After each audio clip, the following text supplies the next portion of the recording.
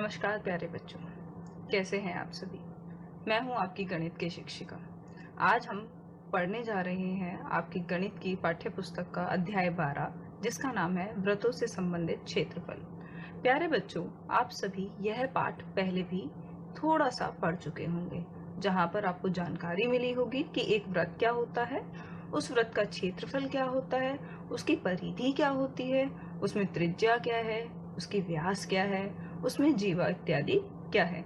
ये छोटी छोटी सी बातें आप सभी ने पहले भी पढ़ी होंगी। आज हम इन्हीं सब चीजों को पुनः दोहराते हुए अपने इस पाठ के मुख्य बिंदुओं की ओर बढ़ेंगे। आइए सबसे पहले हम देखते हैं कि हम आज क्या पढ़ने वाले हैं। बेटा, आज हम पढ़ेंगे सबसे पहले वृत्त के सूत्र। वृत्त के दो सूत्र हम पढ़ेंगे, जैसे कि वृत्त का क्षेत्रफल कैसे निकालते हैं और एक वृत्त की परिधि, उसका सूत्र क्या होता है। उसके बाद हम पढ़ेंगे वृत्त के त्रिज्याखंड।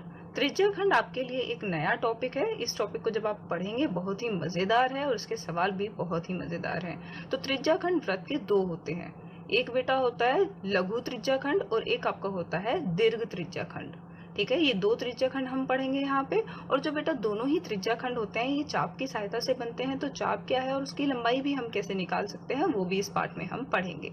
इसके साथ हम दूसरी चीज जो इस पाठ में पढ़ने वाले हैं वो है वृत्त के वृत्तखंड। ठीक है, अभी ऊपर हमने देखा त्रिज्याखंड, दूसरी चीज हम पढ़ेंगे वृत्त के वृत्तखंड। वृत्तखंड भी बेटा दो होते हैं, एक छोटा वृत्तखंड और एक बड़ा। छोटे वृत्तखंड को हम क्या बोलेंगे, लघु वृत्तखंड, और बड़े वृत्तखंड को हम क्या बोलेंगे, दीर्घ वृत्तखंड। तो आप यहाँ चित्र में अभी देख सकते हैं। अब यहाँ हम आपको समझाएंगे नहीं, जब हम एक एक टॉपिक लेंगे वहां हम समझेंगे। त्रिज्याखंड जो आपको ग्रीन कलर से दिखाया हुआ है, जो कि नाम से पता चल रहा है त्रिज्या का खंड। और ऐसे ही आपका जो वृत्त का खंड है, तो वृत्त का एक खंड जो कि किसकी सहायता से बनता है बेटा, आपकी जीवा की सहायता से बनता है। चलिए अभी सबसे पहले हम क्या पढ़ेंगे, परिधि क्या होती है एक वृत्त की। परिभाषा पर नजर डालेंगे। परिभाषा आपको भली भांति आनी चाहिए। वृत्त के चारों ओर की वक्र लंबाई, मतलब अगर आपके पास कोई वृत्ताकार चित्र है तो उसके चारों ओर की जो वक्र वाली लंबाई होती है, ठीक है, वो उसकी क्या कहलाती है, परिधि।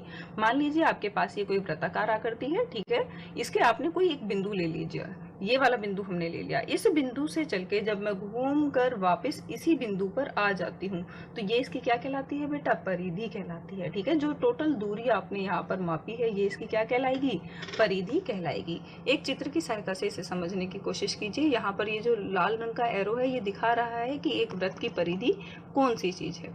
आप मुझे जल्दी से ये बताइए कि एक वृत्त की परिधि का सूत्र क्या होता है, क्योंकि ये सब आप पहले पढ़ चुके हैं। जरा सोचिए। Very good. वृत्त की परिधि का सूत्र होता है 2πr।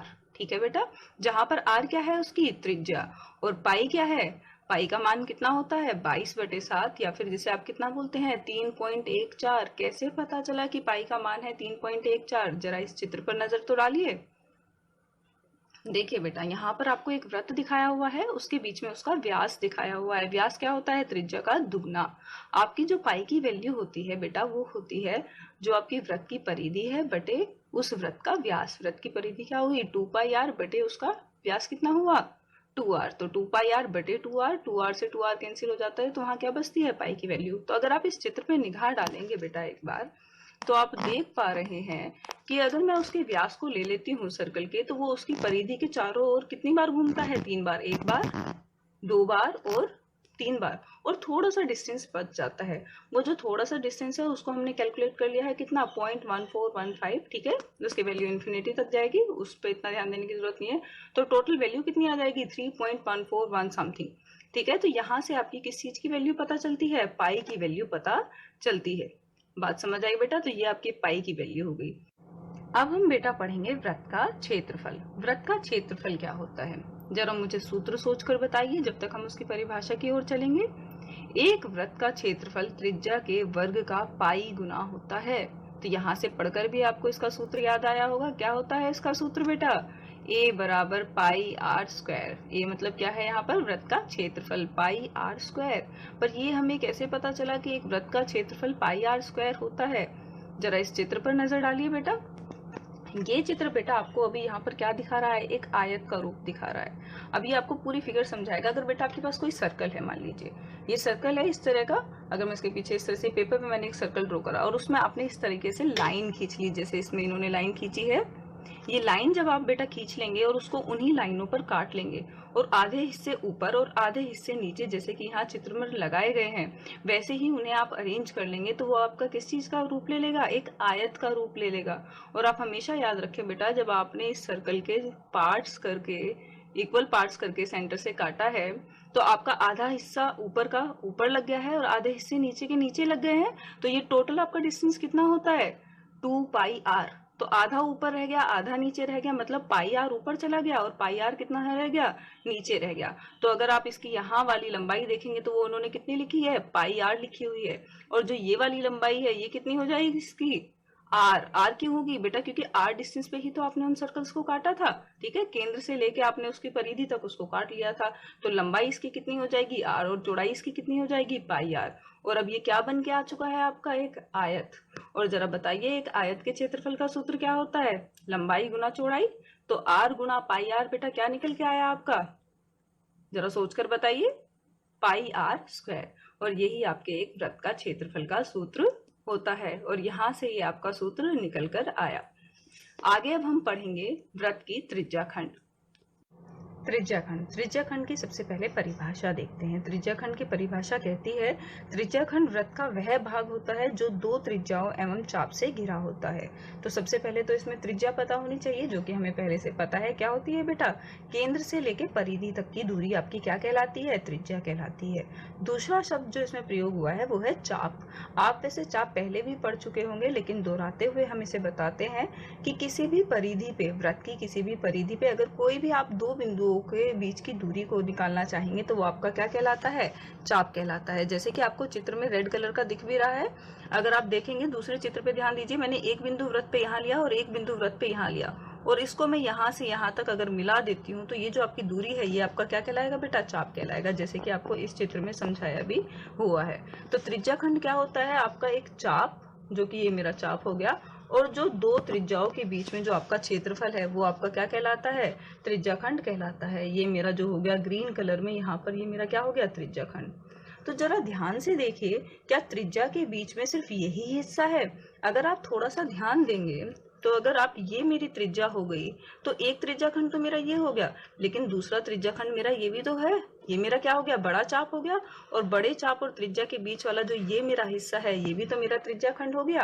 तो त्रिज्याखंड भी बेटा आपके दो होते हैं, एक छोटा त्रिज्याखंड हो गया, एक आपका क्या हो गया, बड़ा त्रिज्याखंड। छोटे त्रिज्याखंड को कहते हैं लघु त्रिज्याखंड और बड़े त्रिज्याखंड को कहते हैं दीर्घ त्रिज्याखंड। ठीक है, आप दोनों पे ही ध्यान दीजिए, दोनों में ही चाप है और दोनों में ही त्रिज्या है। जो छोटा क्षेत्रफल कवर करता है उसको लघु, जो बड़ा क्षेत्रफल बनाता है उसको दीर्घ बोलते हैं।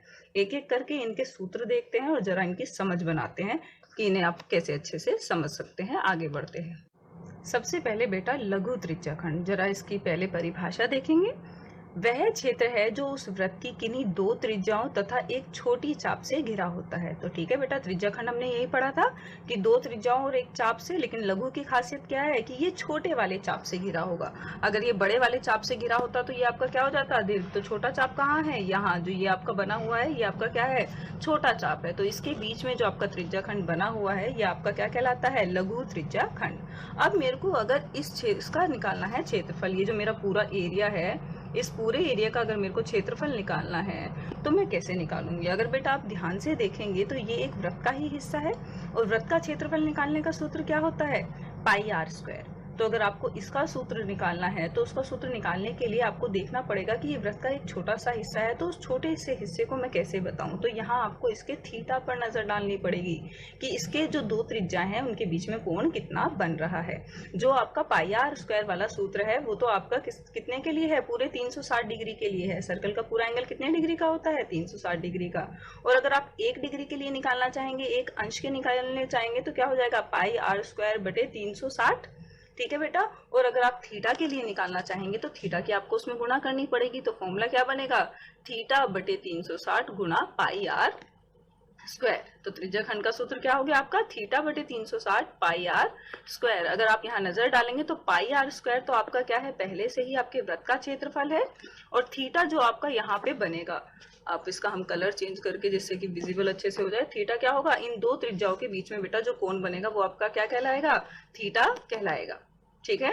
तो थीटा बटे 360, क्योंकि 360 बटे में क्यों लिया, क्योंकि वृत्त का पूरा कोण कितने डिग्री का होता है, 360। तो आपको उस थीटा के लिए निकालना है, तो थीटा बटे 360।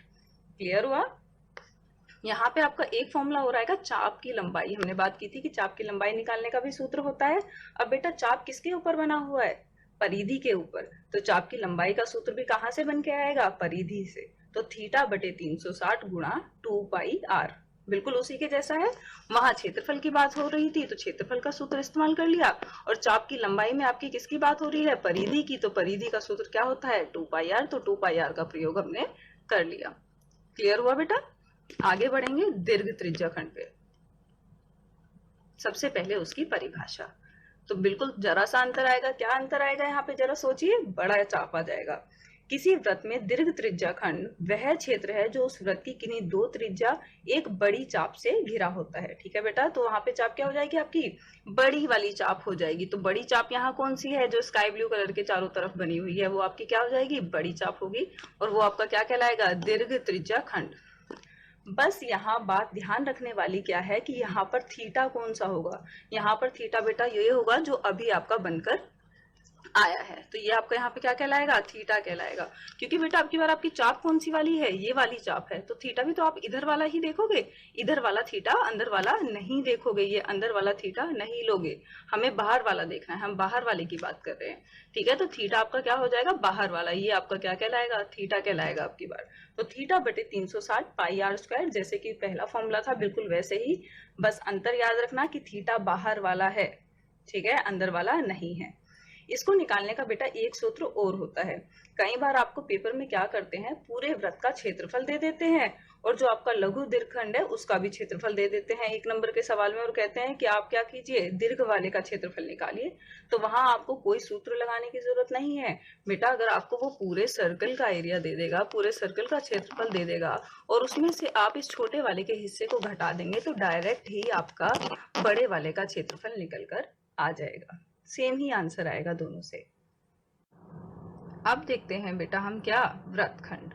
ठीक है। मैंने आपको बताया था कि एक वृत्तखंड क्या होता है, ये भी एक वृत्त का ही हिस्सा होता है, लेकिन ये किसकी सहायता से बनता है, जीवा और चाप की सहायता से। त्रिज्या, जैसे त्रिज्या खंड था, त्रिज्या नाम से पता चला था कि त्रिज्या से बनेगा, और वृत्तखंड आपकी किसकी सहायता से बनेगा, एक जीवा की सहायता से और चाप की सहायता से। जीवा आपको पता है क्या होती है, जीवा वो आंतरिक रेखा है वृत्त की जो एक बिंदु से दूसरे बिंदु को छूती हुई निकलती है, बाहर नहीं जाएगी, सिर्फ सर्कल के अंदर रहेगी, छूती है। ठीक है। वो आपकी क्या कहलाती है, जीवा। आपका जो व्यास है वो भी बेटा क्या है, सबसे लंबी जीवा है, लेकिन उसकी खासियत क्या है कि वो केंद्र से होकर जाता है। तो यहाँ पर अगर आप चित्र पर ध्यान डालेंगे, तो अगर आप यहाँ देख रहे होंगे कि आपको वृत्तखंड भी कितने होते हैं, मैंने आपको बताया था 2, क्योंकि बेटा जीवा सर्कल को कितने हिस्सों में डिवाइड करेगी, 2 हिस्सों में। एक नीचे वाले हिस्सा है और एक ऊपर वाला हिस्सा है। ठीक है। तो जो आपका नीचे वाला है वो आपका छोटा है, जो छोटे वाला भाग होगा उसको हम क्या बोल देंगे, लघु वृत्तखंड। ठीक है, जैसे हमने पहले पढ़ा था। और जो बड़े चाप से बनेगा उसे हम क्या बोलेंगे बेटा, दीर्घ वृत्तखंड। ठीक है। तो अगर आप इस चित्र पे ध्यान देंगे तो ये आपका लघु वृत्तखंड। अब देखिए यहाँ पर मैंने ड्रॉ की है 2 त्रिज्याएं। ये 2 त्रिज्याएं हमने यहाँ पे क्यों ड्रॉ की है, ये 2 त्रिज्याएं हमने ड्रॉ की है जिसकी सहायता से हम इस वृत्तखंड का क्षेत्रफल निकाल सकते हैं। बेटा वृत्तखंड का क्षेत्रफल निकालने के लिए अलग से कोई सूत्र नहीं है। इसका आंसर निकालने के लिए आपको त्रिज्या खंड के सूत्र पता होने चाहिए, जो कि हमने अभी पढ़े हैं। सिर्फ आपको क्या करना है कि आपका जो त्रिज्या खंड होता है, त्रिज्या खंड आपका कहाँ से कहाँ तक का भाग है, ये जो आपका पूरा भाग है ये आपका क्या है, त्रिज्या खंड है। अगर मैं इसमें से इस त्रिभुज का क्षेत्रफल घटा दूं, जो ऊपर वाला त्रिभुज है, तो आपका नीचे वाले लघु वृत्तखंड का क्षेत्रफल निकल आएगा। तो बस यही तरीका होता है वृत्तखंड का क्षेत्रफल निकालने के लिए। इसके लिए कोई स्पेशल फॉर्मूला नहीं है। ठीक है। तो जो छोटे चाप से घिरा होता है उसको हम क्या बोलते हैं, लघु वृत्तखंड, और जो बड़े चाप से घिरा होता है उसको हम क्या बोलते हैं, दीर्घ वृत्तखंड। ठीक है बेटा। यहाँ पर जो आपकी दूसरी पिक्चर में ये जो चाप है ये आपका क्या है, बड़े वाला चाप है। तो यहाँ पर जो वृत्तखंड बना है जीवा की सहायता से, ये जो ऊपर वाला है ये आपका क्या कहलाएगा, दीर्घ वृत्तखंड कहलाएगा। क्लियर हुआ। वृत्तखंड किसकी सहायता से बनते हैं, जीवा की सहायता से, और त्रिज्याखंड किसकी सहायता से बनते हैं, त्रिज्या की सहायता से। आगे बढ़ते हैं, इनके सूत्र देखेंगे। तो लघु वृत्तखंड का क्षेत्रफल आपका क्या होगा? लघु क्या है आपका बेटा? छोटे वाला जो वृत्तखंड है। तो मैंने आपको क्या बताया कि उसके लिए कोई स्पेशल फॉर्मूला नहीं है। अगर आप ध्यान देंगे, थीटा बटे 360 पाई आर स्क्वायर किसका सूत्र होता है? त्रिज्या खंड का सूत्र होता है। और उसमें से मैंने त्रिभुज का क्षेत्रफल घटा दिया है। ठीक है, तो इन्होंने यहाँ पे क्या करा है कि इतने का क्षेत्रफल पहले निकाल लिया और इतने के क्षेत्रफल में से फिर ये जो ऊपर वाला है त्रिभुज का जो क्षेत्रफल है इसको इन्होंने इसमें से घटा दिया है। तो जो आपका लाइन वाला एरिया है वो आपका लघु वृत्तखंड है, तो वो आपका वहां पर लघु वृत्तखंड का एरिया निकल कर आ जाएगा। क्लियर हुई बात? इसके बाद दीर्घ वृत्तखंड का क्षेत्रफल का सूत्र क्या है? भाई आपको छोटे वाले वृत्तखंड का हिस्सा तो पता चल ही गया है। आपको छोटे वाले वृत्तखंड का हिस्सा पता चल गया, क्षेत्रफल कितना है। अगर मैं पूरे सर्कल में से इस छोटे वाले वृत्तखंड का क्षेत्रफल घटा दूं, ठीक है, जरा सोच के देखें, अगर मैं इस पूरे वृत्त में से इसका क्षेत्रफल घटा दूं तो ऊपर बचा हुआ मेरा क्या रह जाता है? दीर्घ वृत्तखंड। तो वहीं से मेरे को उसका सूत्र पता चला, पाई आर स्क्वायर माइनस लघु वृत्तखंड का क्षेत्रफल। पाई आर स्क्वायर क्या है? पूरे आपके जो वृत्त है उसका क्षेत्रफल, और उसमें से आपने घटा दिया लघु वृत्तखंड का क्षेत्रफल। ठीक है, तो अलग से कोई सूत्र नहीं है बेटा वृत्तखंड निकालने के लिए, सिर्फ त्रिज्या खंड का सूत्र आपको पता होना चाहिए। ठीक है, वही मेन फॉर्मूला है, उसी से आपकी ये चीजें निकल कर आ जाएंगी। अब इसमें जो सवाल उठता है कि मैं जो ये त्रिज्या खंड वाले में जो बात कर रही हूँ, जो वृत्तखंड की बात कर रही हूँ, इसमें मैं बात कर रही हूँ त्रिभुज के क्षेत्रफल की, कि त्रिभुज का क्षेत्रफल कैसे निकलेगा। तो बेटा त्रिभुज का क्षेत्रफल निकलेगा वो निर्भर करेगा कि आपने त्रिभुज कौन सा लिया है। ठीक है, आपके जो आकृति है उसमें त्रिभुज कैसा बना है। जैसे यहाँ पर जो त्रिभुज बनाया गया है इस आकृति में अगर आप नजर डालेंगे तो यहाँ वाला जो त्रिभुज है वो कितने डिग्री का है? 90 डिग्री का है। तो ये समकोण त्रिभुज है, और समकोण त्रिभुज का क्षेत्रफल निकालने का सूत्र जरा सोच के बताएं क्या होता है? आपको पता है? याद करें थोड़ा सा। बिल्कुल सही, 1/2 गुणा आधार गुणा लंब। ठीक है, तो ये इसकी आधार हो जाएगी एक त्रिज्या, और ये ही दूसरी त्रिज्या इसकी क्या कहलाएगी? लंब कहलाएगी। क्योंकि बेटा ये सामने वाली भुजा तो आपकी क्या कहलाती है? कर्ण कहलाती है, जिसे हम एच से भी लिखते हैं, हाइपोटेन्यूज भी कहते हैं। तो आपको आधार दोनों ही पता है, आधार और लंब, क्योंकि दोनों ही आपकी क्या है? त्रिज्या। तो आप यहाँ से त्रिभुज का क्षेत्रफल आसानी से निकाल सकते हैं। इसी तरीके से दूसरे प्रकार के त्रिभुज भी बन सकते हैं, समद्विबाहु भी बन सकते हैं, उसका क्षेत्रफल निकालने का सूत्र भी आपको पता होना चाहिए। तो आप इस तरीके से त्रिभुज के क्षेत्रफल का सूत्र लगाएंगे और उसको उसमें से त्रिज्या खंड में से घटा देंगे, तो आपका वृत्तखंड का क्षेत्रफल निकल कर आ जाएगा। आगे देखते हैं। इस पार्ट के लिए बेटा सिर्फ आपको इतने ही सूत्रों की जरूरत है। अगर आपने ध्यान दिया हो तो ज्यादा सूत्र नहीं है। वृत्त का क्षेत्रफल आपको पहले से ही पता था, पाई आर स्क्वायर। सिर्फ एक त्रिज्या खंड का क्षेत्रफल असली है जो इसमें जुड़ा है, वो क्या है? थीटा बटे 360। सिर्फ ये और आपको जोड़ना है वृत्त के क्षेत्रफल के साथ, थीटा बटे 360 गुणा पाई आर स्क्वायर। बाकी सारे जो सूत्र हैं उसी से बनकर आ गए हैं। अब समय आया है कि जो हमने सूत्र सीख लिए हैं उनका कुछ प्रयोग भी करके देखा जाए कि वो प्रयोग में कैसे लाए जाएंगे। तो कुछ सवाल करके देखते हैं। आइए देखते हैं पहला सवाल। पहला सवाल क्या कह रहा है? यदि एक वृत्त का परिमाप और क्षेत्रफल संख्यात्मक रूप से बराबर है तो उस वृत्त की त्रिज्या क्या होगी? कह रहा है कि आपके पास कोई वृत्त है और उसकी जो परिधि है या परिमाप एक ही बात है बेटा, और उसका क्षेत्रफल दोनों आपस में बराबर है, तो उसकी त्रिज्या कितनी होगी? तो इसका मतलब वो संख्यात्मक रूप से बराबर कह रहा है, तो इनके सूत्र क्या होते हैं? वृत्त की परिधि का सूत्र क्या होता है? 2πr। और वृत्त के क्षेत्रफल का सूत्र क्या होता है? जरा सोचिए, अभी पढ़ा है बिल्कुल, पाई आर स्क्वायर। इन दोनों को आप रख दीजिए बराबर। क्यों बराबर रखूं? क्योंकि भाई उसने ही तो मेरे को बताया है कि संख्यात्मक रूप से दोनों आपके क्या हैं? बराबर हैं, इसलिए मैंने दोनों को बेटा क्या कर दिया है? बराबर रख दिया है। ठीक है, अब आप जब इसको हल करेंगे तो यहाँ पर है आपका पाई आर स्क्वायर, तो आपका जो आर स्क्वायर को आप दो जगह लिखेंगे, पाई गुना आर, और जो आपका एक पाई आर है उसे उठाकर आप दूसरी तरफ भेज देंगे। तो यहाँ से जो आपका आर स्क्वायर है इसे आप क्या लिख सकते हैं बेटा? आर गुणा आर। तो एक आर तो आपका बच जाएगा, और बचा हुआ आपका पाई और ये वाला जो आर है ये भाग में दूसरी तरफ चला जाएगा, जो कि यहाँ पर लिखा गया है। तो आर आपका क्या आ जाएगा? 2πr बटे पाई आर। तो आपका पाई आर से पाई आर क्या हो जाएगा? कैंसिल। तो आपका क्या बचेगा? 2 आपका बच जाएगा। तो आपकी त्रिज्या बेटा कितनी आएगी? 2 आएगी। कितनी आएगी आपकी त्रिज्या? 2 आ जाएगी। ठीक है,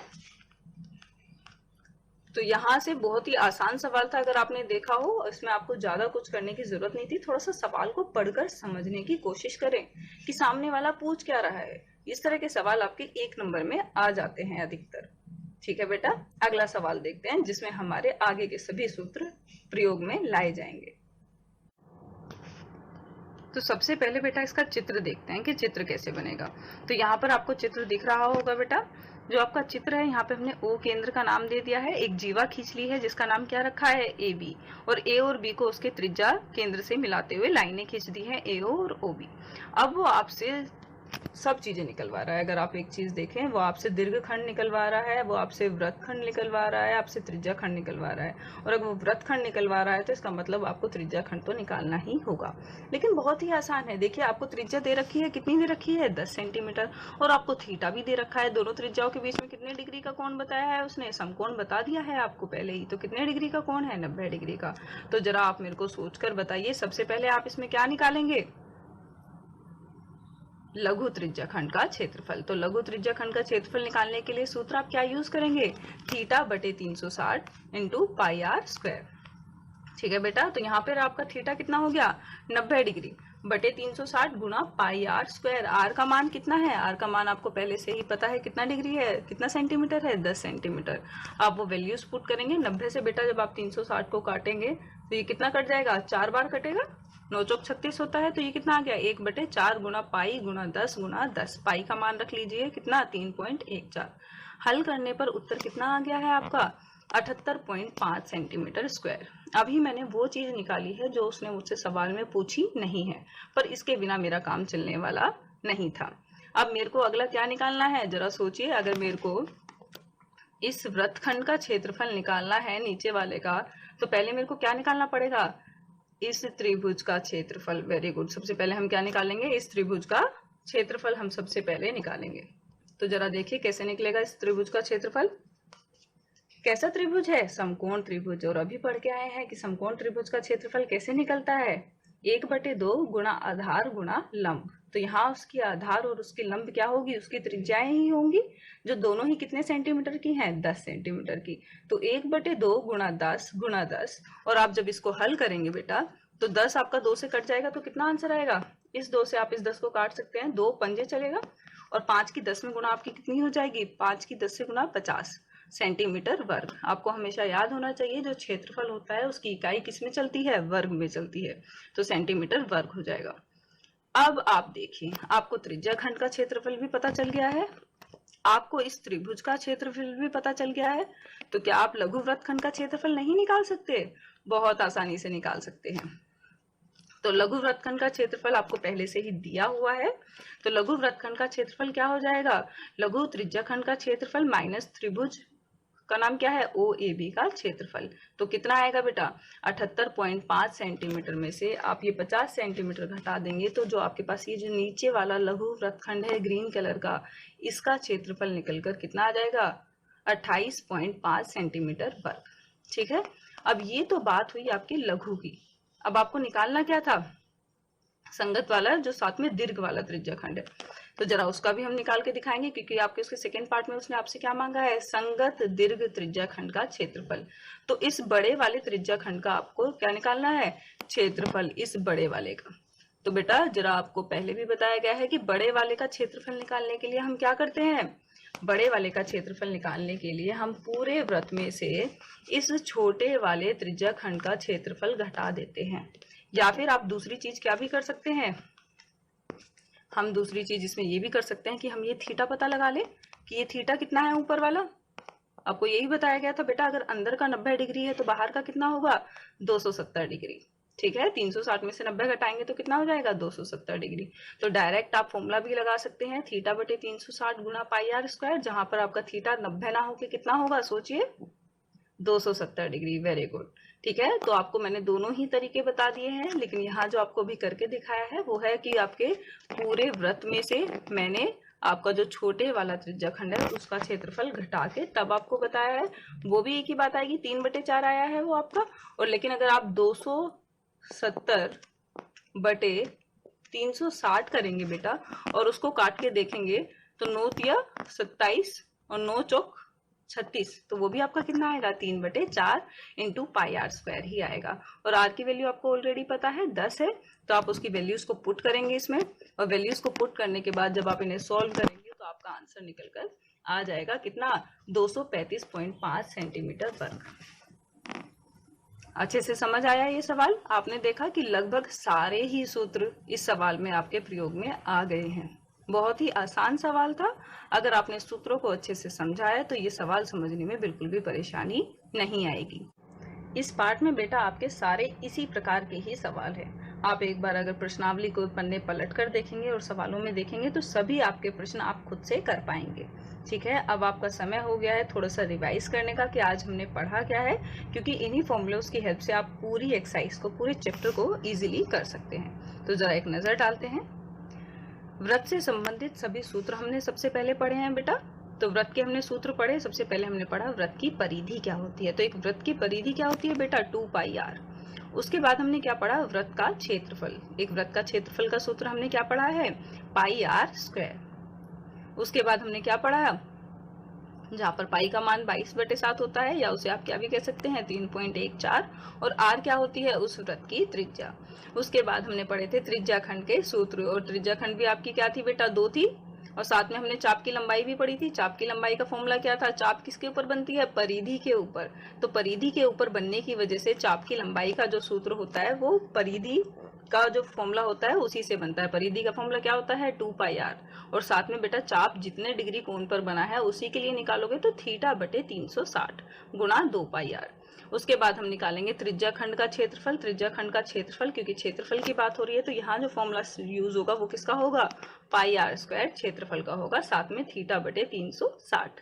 और आपको बताया गया था कि दीर्घ त्रिज्या खंड का क्षेत्रफल निकालने का अलग से कोई सूत्र नहीं होता है। यही जो ऊपर वाला सूत्र है, सिर्फ आपको ध्यान देना होता है कि यहाँ जो पाई है उसको आप 360 माइनस थीटा भी लिख सकते हो, या फिर जो आपका बाहर वाला जो होता है, अगर ये आपका व्रत है और ये आपका ऊपर वाला आपका दीर्घ है तो पाई आप इसे बाहर वाले को मानेंगे। ठीक है, या फिर इसे अगर थीटा आपका अंदर वाला है तो फॉर्मूला क्या बन जाता है, 360 माइनस θ/360 इंटू πr²। इसके बाद हमने क्या पढ़े हैं बेटा, व्रतखंड। व्रतखंड भी हमने 2 पढ़े हैं, उनके भी अलग से कोई सूत्र नहीं होते हैं। हमने अभी आपको बताया था कि व्रतखंड के कोई अलग से सूत्र नहीं होते हैं। त्रिज्या खंड के सूत्र से ही हम व्रतखंड का उत्तर भी निकालकर आपको बता देते हैं कैसे निकलता है। तो व्रत के व्रतखंड का क्षेत्रफल क्या होता है, लघु व्रतखंड का क्षेत्रफल क्या होता है, θ/360 इंटू πr² माइनस त्रिभुज का क्षेत्रफल। तो आप कैसे निकालते हैं, जो आपको त्रिज्या खंड दिया हुआ है उस त्रिज्या खंड में से आप त्रिभुज का क्षेत्रफल घटा देते हैं, तो आपका क्या आ जाता है, छोटे वाले व्रतखंड का क्षेत्रफल निकलकर आ जाता है। बिल्कुल वैसे ही आपका दीर्घ व्रतखंड का क्षेत्रफल क्या होता है कि अगर आप पूरे सर्कल में से, उस बड़े वाले पूरे सर्कल में से ये जो छोटे वाला लघु व्रतखंड है इसको घटा देंगे तो आपका ऊपर वाला जो दीर्घ व्रतखंड है उसका क्षेत्रफल निकलकर बेटा आ जाता है। यही सब सूत्र आज हमने पढ़े हैं। आगे बढ़ते हैं। अब समय आ गया है कि आप भी कुछ अभ्यास घर पर करके देखें। एक बहुत ही मजेदार सवाल है, जरा इस पर नजर तो डालिए।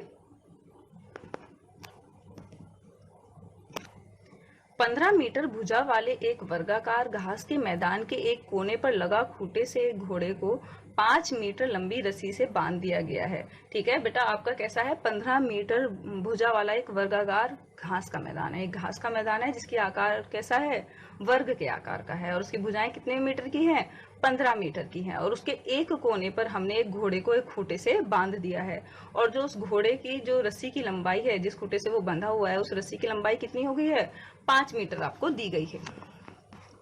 तो देखिए आपसे वो निकालने के लिए क्या कह रहा है, मैदान के उस भाग का क्षेत्रफल जहां घोड़ा घास चढ़ सकता है। तो यहाँ पर आपको चित्र बनाकर दिखाया गया है बेटा। तो वो आपसे क्या निकलवा रहा है, ये जो इतना क्षेत्रफल है जो ये घोड़ा खा सकता है घास, इस क्षेत्रफल का मान वो आपसे ज्ञात करवाना चाहता है। तो जरा ध्यान से देखिए बेटा, ये कैसा चित्र है, वर्गाकार। तो थीटा कितने डिग्री का होगा, सोचिए जरा, ये आपको खुद ही सोचना है। वेरी गुड, अगर आपने सोच लिया है। और इसकी त्रिज्या कितनी होगी बेटा, जितनी लंबी उसकी रस्सी है, उसकी रस्सी कितनी लंबी बताई गई है वो भी आपको सवाल में दे रखा है। सिर्फ आपको फॉर्मूले में पुट करना है त्रिज्या खंड के, और वहां से आपका आंसर निकल कर आ जाएगा। बिल्कुल वैसे ही उसका दूसरा सवाल पूछा गया है। वो कह रहा है अगर रस्सी को 5 मीटर की जगह मैं 10 मीटर लंबी कर दूं तब घोड़ा घास कितनी खा सकता है। तो बेटा थीटा तो तब भी उतना ही रहने वाला है, क्योंकि जो आपका फील्ड है वो तो तब भी वर्गाकार ही रहेगा। ठीक है, तो आपकी सिर्फ क्या बढ़ गई है, आर की वैल्यू बढ़ गई है। तो उसे आप जब उसमें रखेंगे तो आप वहां से निकाल पाएंगे कि अब घोड़ा कितनी घास खा पाएगा। कर पाएंगे ना आप इस सवाल को? ठीक है, इस पार्ट को आज हम यहीं पर समाप्त करते हैं। मैं आशा करती हूँ कि आपको सब कुछ समझ आया होगा और आप इस प्रश्नावली को अपने आप से बहुत अच्छे से हल कर पाएंगे। धन्यवाद।